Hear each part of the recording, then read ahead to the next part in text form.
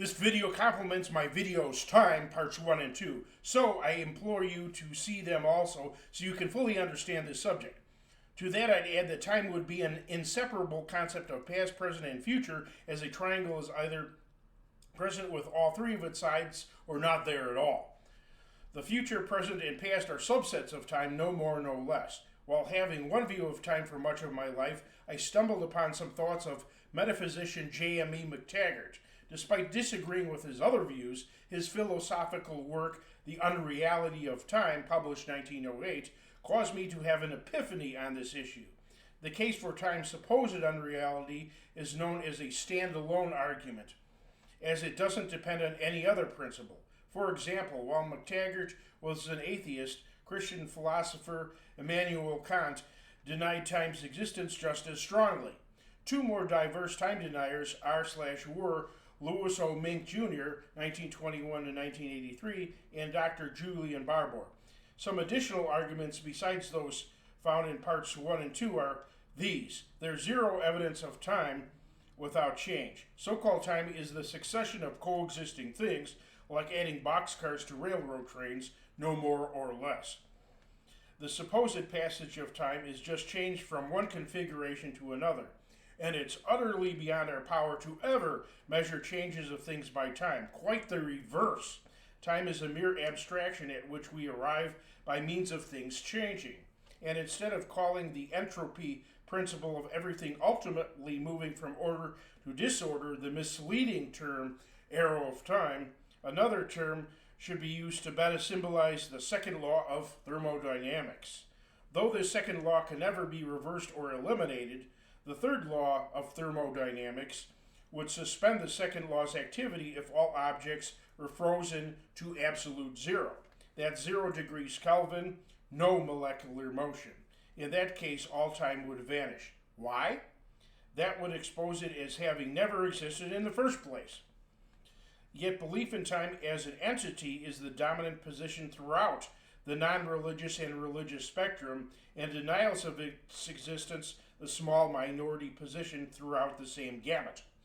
People throughout said spectrum use their concept of time for their own agenda. So I explain why this issue matters.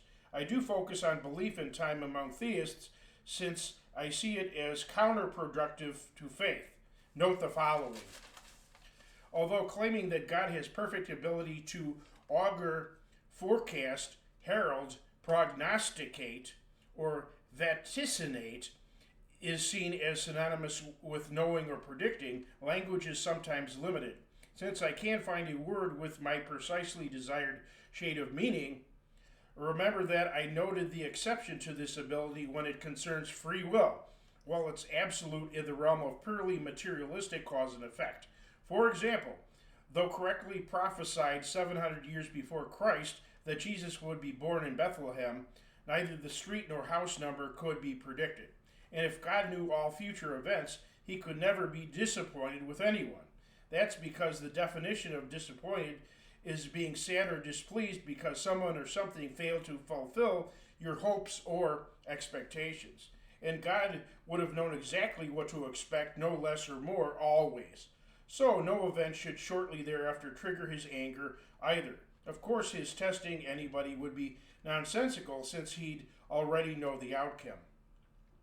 Events would have essentially happened already long ago, and God would have simply arrived at those moments with no surprises or divergent expectations whatsoever. If he did, he would prove he did not know the future. Someone defended himself with, God knows the future, but chooses to temporarily not know certain things. But Bible stories of God being angry with or pleased with people shortly after their behaviors and his repenting of his plans to make new plans would be tricking people by making it look like he did not know the future when he did. Deception. This convoluted explanation also violates Occam's razor, the principle of logic that no more assumptions and complicated contrivances should be made without something than are necessary. Time itself is a violator, since invoking it is unnecessary to explain anything.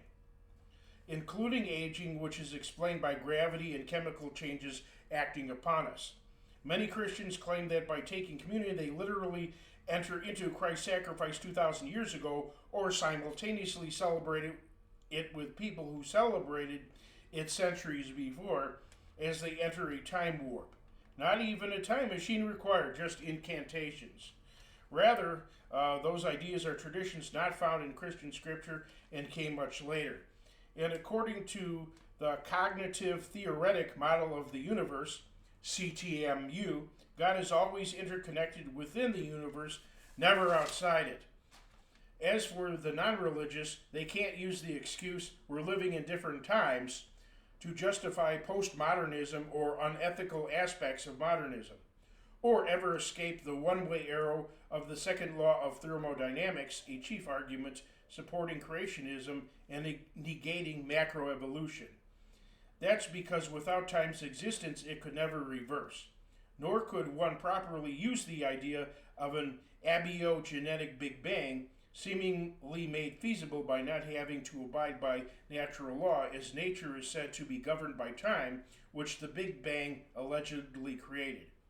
And both sides pay attention.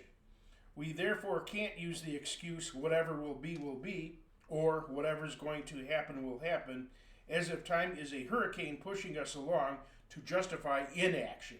In fact, time's non-existence allows for a fascinating paradox, since it doesn't control us. We can actually travel through history, so to speak, recreating any past period we choose by simply undoing our current faulty actions and repeating better historical actions instead. Modern society can thus make all its present failures and problems vanish. And by anyone knowing the so-called future, it would already be decided. Free will would not exist, and we'd all be mere puppets. Instead, by everyone in our society collectively exercising our free will for the better, we would change and make our own future. It's up to us.